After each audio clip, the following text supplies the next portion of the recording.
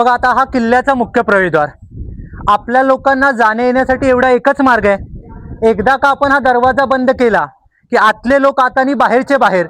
पूर्वी कसं होतं, सूर्योदयाला खोलायचो आणि सूर्यास्ताला बंद करायचो. ते रिवाज आजही आपण पाळतो. फक्त सकाळी 6ला उघडतो, रात्री 9ला बंद करतो.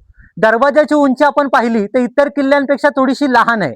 कारण शत्रूचा कोणताही माणूस हत्तीवर किंवा घोड्यावर बसून आतमध्ये जाऊ नये. आणि त्यावेळेस किल्ल्याचे दरवाजे तोडण्यासाठी जास्तीत जास्त हत्तींचा उपयोग केला जायचा. हत्तीनं पळवत आणायचे आणि दरवाजेवरती आदळवायचे. पण ही जागा बघा, एक तर वळणदार आणि चढणीची आहे. सध्या आपण पायऱ्या बनवलेत, इथं 95 पायरी संपली तर साधारण माणसं थकून जातात, तर हत्ती इथे पोहोचूच शकत नाही. आणि ह्या सर्व रचनेला आपल्याकडे काय म्हणतात, गोमुखी रचना, म्हणजे गायीच्या तोंडासारखं. गायीचं तोंड असं पुढच्या बाजूला निमुळतं आणि आतमध्ये मोठं होत जातं. अशा प्रकारची ही रचना आहे बघा. कारण शत्रूचे 100-150 लोक एकत्र येऊन दरवाजा तोडायचा प्रयत्न करू नयेत. समजा 20-25 आले तर त्यांना मारायला भिंतींना होलं ठेवलेत. एका बाजूने तोफेचा मारा करा आणि दुसऱ्या बाजूने गरम पाणी किंवा गरम तेल डोक्यावरती टाका. असं वेगवेगळं नियोजन आहे. दरवाजाच्या आतमध्ये गेल्यानंतर आपल्याला उजव्या बाजूला मोठी तोफ दिसेल. तोफेचं वजन आहे 650 किलो.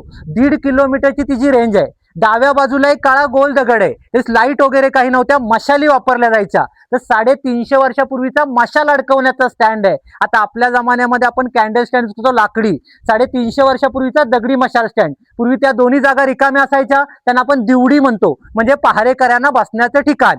जुने गावकरी चालवतात ती चावडी आणि पहारेकऱ्यांची दिवडी. म्हणूनच म्हणतोय आयुष्य छान आहे, थोडं लहान आहे.